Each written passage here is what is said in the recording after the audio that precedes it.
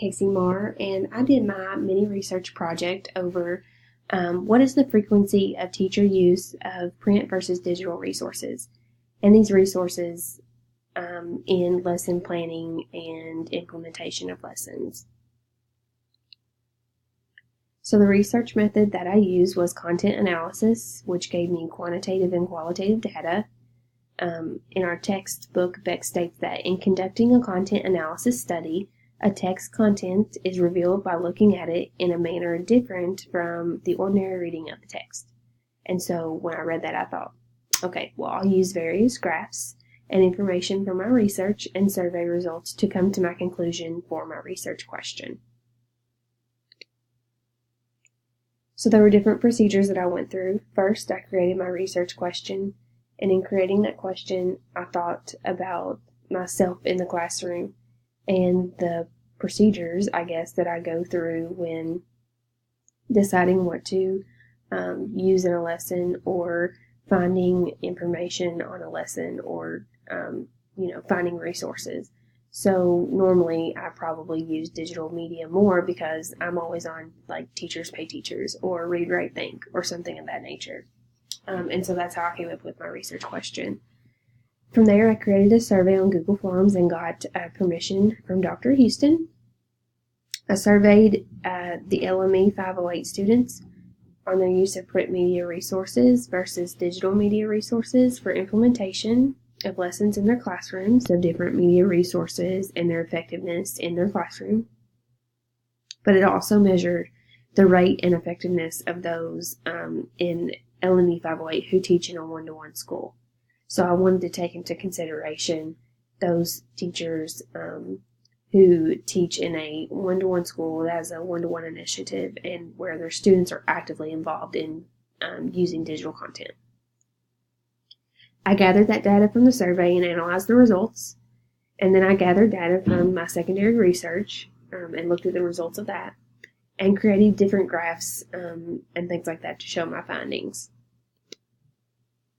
Like I said before, my research subjects were my LME 508 peers that range from ages 20 to 50 or over.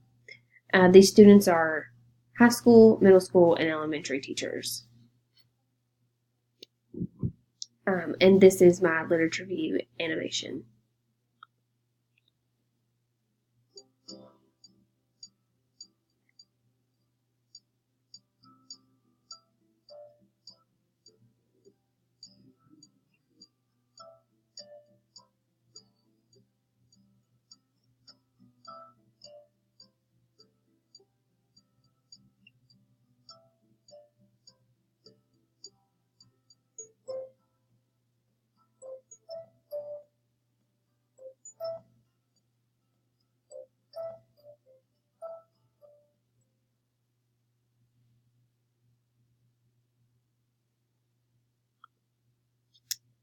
Okay, so my data collection, all of my data came from the Google Form survey that I created.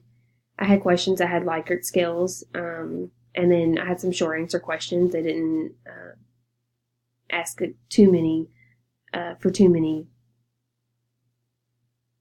answers. Okay, then I surveyed 21 LME 508 students who answered anonymously.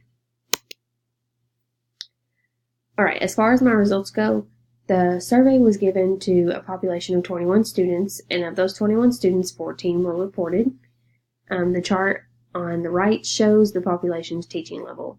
So I wanted to see how many high school teachers, elementary and middle school teachers we had. And so it looks like the majority of us are high school teachers. Further data showed that of the 14 participants of the survey, about 80% of those range from 20 to 40 years old. And so I thought that it would be interesting to see how age affected preference. The chart below shows the percentage of 20 to 40-year-old participants who prefer online resources over print. I think that, the use of digital media really goes with generations. And so as you look at the bar graph below, out of the 14 people who took the survey, 6 of those were 20 to 30-year-olds who preferred digital, 4 of those were 30 to 40-year-olds who preferred digital, and there was one person who was 30 to 40-year-old that preferred print. So why digital? When looking at the qualitative research, it was basically down to 3 different factors on why most of the participants of the survey chose digital content over print. And those were just the convenience of it, just finding things, ease of finding the material. It's very easy to go to Google and just type things in, and you can, find all kinds of different resources. And with that, you have more variety. However, I was happy to find that about 40% of those that like to find and use digital resources, they still try to supplement with print material. And so about 40% answered with both, that they use both print and both digital resources.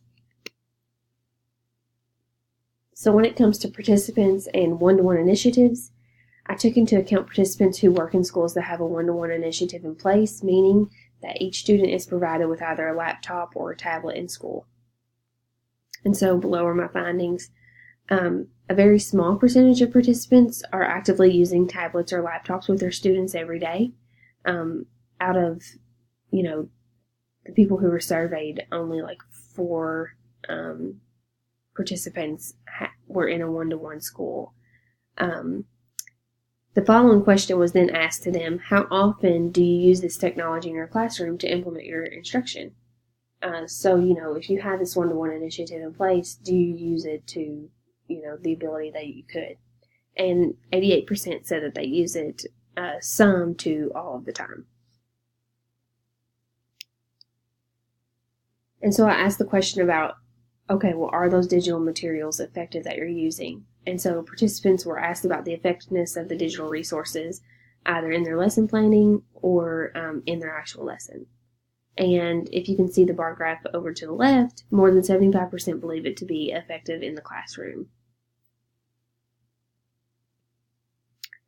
So my conclusions: after conducting my research, I determined that the use of digital media is considered the better and easier choice among educators. My data clearly shows that with the sample of people surveyed, the preferred choice and more utilized media is digital. While print media is still considered a resource for teachers, student use of technology makes the shift to digital media easier for teachers. Print media is still used as supplemental material, but with the ease of access, digital material is preferred. You just think about, what our students are dealing with today. They got their phones in their hands all the time. They've got internet access nearly everywhere. And so it does make sense that teachers' focus, or the things that they use to implement their lessons have really changed with the generations. Some limitations and recommendations for my research: I feel like the size of the group surveyed was a limitation. A larger group would have given me a variety of answers. And then I limited myself in not asking more important questions to the teachers who teach in a one-to-one school. I feel like that could have really given me better results and more interesting data. Some recommendations: asking more questions for those that teach in a one-to-one school, and just the bigger sample size. And those are my references. Thank you very much.